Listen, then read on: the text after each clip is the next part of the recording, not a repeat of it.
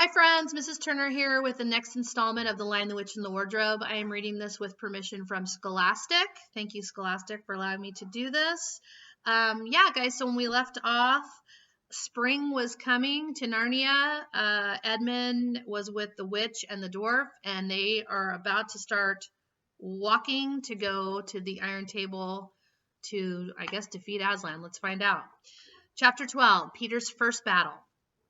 While the dwarf and the white witch were saying this, miles away, the beavers and the children were walking an hour after hour into what seemed a delicious dream. Long ago, they had left the coats behind them, and by now they had even stopped saying to one another, "Look, there's a kingfisher," or "I say, bluebells," or "What was that lovely smell?" or "Just listen to that thrush." They walked on in silence, drinking it all in, passing through patches of warm sunlight into cool green thickets, and out again into the wide mossy glades where tall elms raised the leafy roof far overhead, and then into the dense masses of flowing currant and among hawthorn bushes where the sweet smell was almost overpowering. They had been just as surprised as Edmund when they saw the winter vanishing and the whole wood passing in a few hours or so from January to May. They hadn't even known for certain, as the witch did, that this was what would happen when Aslan came to Narnia, but they all knew that it was her spells which had produced the endless winter, and therefore they all knew when this magic spring began that something had gone wrong, and badly wrong, with the witch's schemes. And after the thaw that had been going on for some time, they all realized that the witch would no longer be able to use her sledge. After that, they didn't hurry so much, and they allowed themselves more rests and longer ones. They were pretty tired by now, of course, but not what I'd call bitterly tired, only slow and feeling very dreamy and quiet inside, as one does when one is coming to the end of a long day in the open. Susan had a slight blister on one heel. They had left the course of the big river some time ago, and for one had to turn a little to the right, that meant a little to the south, to reach the place of the stone table. Even if this had not been their way, they couldn't have kept to the river valley once the thaw began, for with all that melting snow, the river was soon in flood, a wonderful, roaring, thundering yellow flood, and their path would have been under water. And now the sun got low, and the light got redder, and the shadows got longer, and the flowers began to think about closing. "Not long ago," said Mr. Beaver, and began leading them uphill across some very deep, springy moss. It felt nice under their tired feet, in a place where only tall trees grew very wide apart. The climb, coming at the end of the long day, made them all pant and blow. And just as Lucy was wondering whether she could really get to the top without another long rest, suddenly they were at the top, and this is what they saw. They were on a green open space from which you could look down on the forest spreading as far as one could see in every direction. Except right ahead, there, far to the east, was something twinkling and moving. "By gum," whispered Peter to Susan, "the sea!" In the middle of this open hilltop was a stone table. It was a great, grim slab of gray stone, supported on 4 upright stones. It looked very old, and it was cut all over with strange lines and figures that might be the letters of an unknown language. They gave you a curious feeling when you looked at them. The next thing they saw was a pavilion pitched on one side of the open space. A wonderful pavilion it was, and especially now when the light of the setting sun fell upon it, with sides of what looked like yellow silk and cords of crimson and tent pegs of ivory, and high above it, on a pole, a banner which bore a red rampart lion fluttering in the breeze, which was blowing in their faces from the far-off sea. While they were looking at this, they heard the sound of music on their right, and turning in that direction, they saw what they had come to see. Aslan stood in the center of a crowd of creatures who had grouped themselves round him in the shape of a half moon. There were tree women there, and well women, dryads and naiads, as they're used to be called in our world, who had stringed instruments. It was they who had made the music. There were 4 great centaurs. The horse part of them was like huge English farm horses, and the man part was like stern but beautiful giants. There was also a unicorn and a bull with the head of a man, and a pelican and an eagle and a great dog, and next to Aslan stood 2 leopards, of whom one carried his crown and the other his standard. Here's a picture.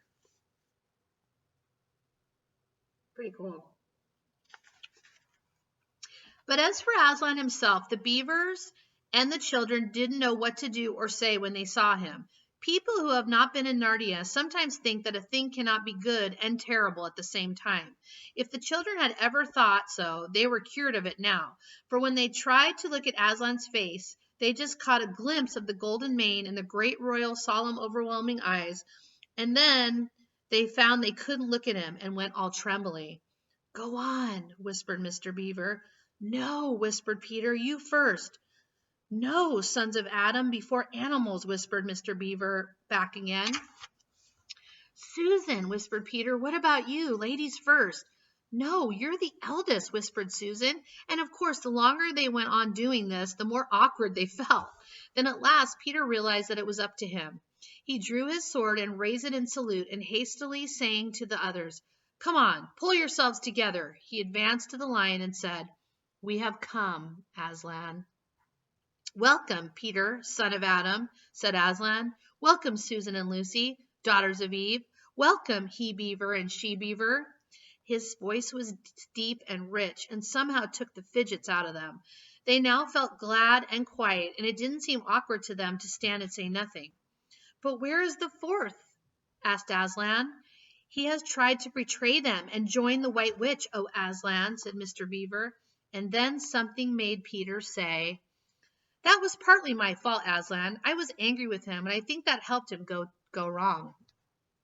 And Aslan said nothing, either to excuse Peter or to blame him, but merely stood looking at him with his great, unchanging eyes, and it seemed to all of them that there was nothing to be said. "Please, Aslan," said Lucy, "can anything be done to save Edmund?" "All shall be done," said Aslan, "but it may be harder than you think." And then he was silent again for some time. Up to that moment Lucy had been thinking how royal and strong and peaceful his voice looked. Now it suddenly came into her head that he looked sad as well. But next minute that expression was quite gone. The lion shook his mane and clapped his paws together. Terrible paws, thought Lucy, if he didn't know how to velvet them, and said, "Meanwhile, let the feast be prepared. Ladies, take these daughters of Eve to the pavilion and minister to them." When the girls had gone, Aslan laid his paw, and though it was velveted, it was very heavy, on Peter's shoulder and said, "Come, son of Adam, and I will show you a far-off sight of the castle where you are to be king." And Peter, with his sword still drawn in his hand, went with the lion to the eastern edge of the hilltop. There was a beautiful sight met their eyes. The sun was setting behind their backs. That meant that the whole country below them lay in the evening light, forest and hills and valleys, and winding away like a silver snake the lower part of the great river. And beyond all this, miles away, was the sea, and beyond the sea, the sky, full of clouds which were just turning rose color with the reflection of the sunset. But just where the land of Narnia met the sea, in fact, at the mouth of the great river, there was something on a little hill, shining. It was shining because it was a castle, and of course the sunlight was reflected from all the windows which looked towards Peter and the sunset. But to Peter it looked like a great star resting on the seashore. "That, O man," said Aslan, "is Cair Paravel of the 4 thrones, in one of which you must sit as king. I show it to you because you are the firstborn, and you will be high king over all the rest." And once more Peter said nothing, for at that moment a strange noise woke the silence suddenly. It was like a bugle, but richer. "It is your sister's horn," said Aslan to Peter in a low voice, so low as to be almost a purr, if it is not disrespectful to think of a lion purring.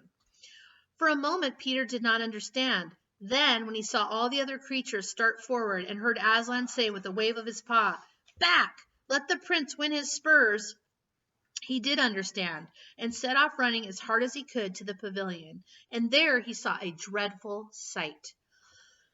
Excuse me, guys. The naiads and the dryads were scattering in every direction.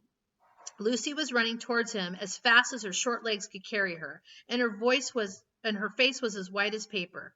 Then he saw Susan make a dash for a tree and swing herself up, followed by a huge gray beast. At first, Peter thought it was a bear. Then he saw it looked like Aslantean. It looked like an Aslantean, though it was far too big to be a dog. Then he realized it was a wolf standing on its hind legs, with its front paws against the tree trunk, snapping and snarling. All the hair on its back stood up on end. Susan had not been able to get higher than the second big branch. One of her legs hung down so that her foot was only an inch or two above the snapping feet. Oh.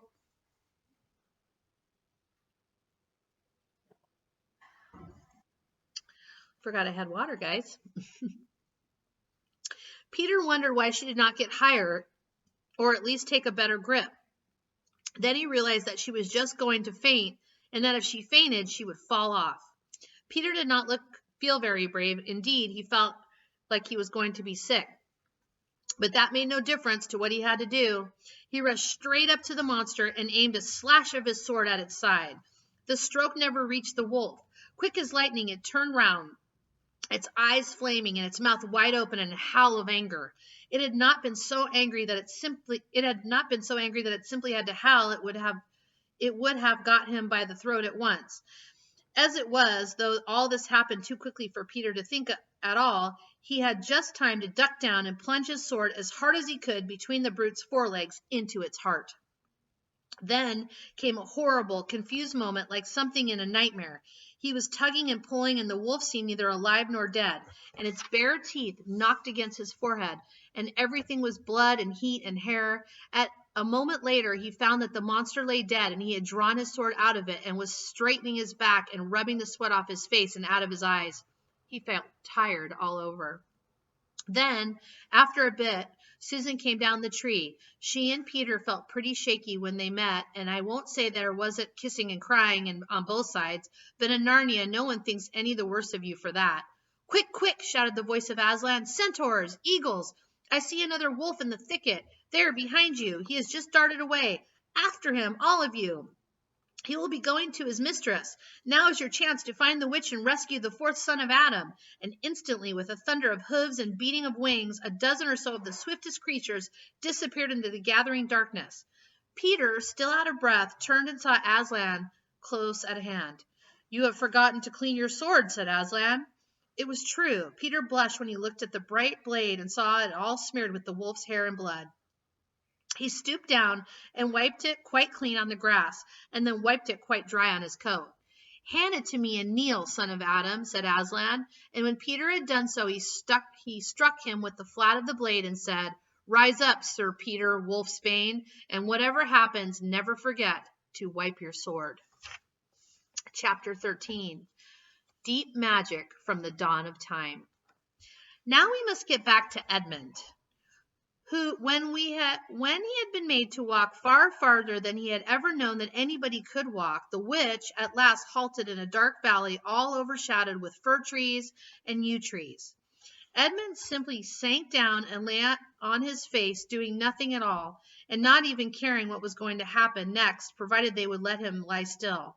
He was too tired even to notice how hungry and thirsty he was. The witch and the dwarf were talking close beside him in low tones. No, said the dwarf, it is no use, O queen. They must have reached the stone table by now.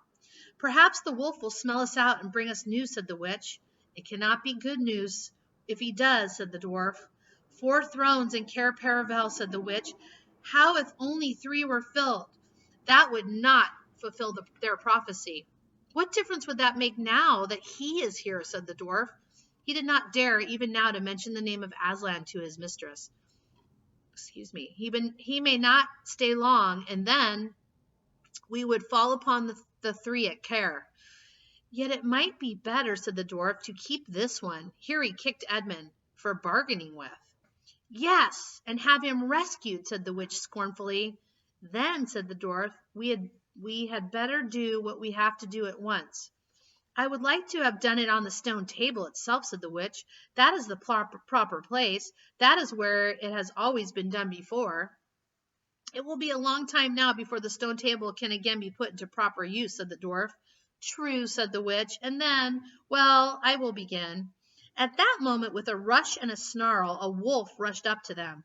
I have seen them. They are all at the stone table with him. They have killed my captain, Magrim.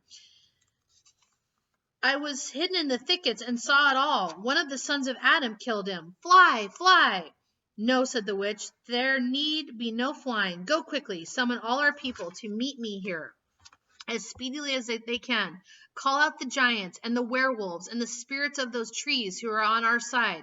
Call the ghouls and the bogles and the ogres and the minotaurs. Call the cruels and the hags and the specters and the people of the toadstools. We will fight. What? Have I not still my wand? Will not their ranks turn into stone even as they come on? Be off quickly. I have a little thing to finish up here while you are away. The great brute bowed its head, turned, and galloped away. Now, she said, we have no table. Let me see. We had better put it against the trunk of a tree. Edmund found himself being roughly forced to his feet. Then the dwarf set him with his back against a tree and bound him fast. He saw the witch take off her outer mantle. Her arms were bare underneath and terribly white. Because they were so very white, he could see them, but he could not see much else. It was so dark in the valley under the dark trees. Prepare the victim, said the witch, and the dwarf undid Edmund's collar and folded back his shirt at the neck. Then he took Edmund's hair and pulled his head back so that he had to raise his chin. After that, Edmund heard a strange noise. Whiz, whiz, whiz. For a moment he couldn't think what it was.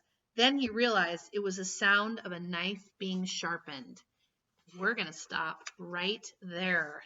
I hope you guys are enjoying the book. I miss you all so much. I will definitely record another installment tomorrow.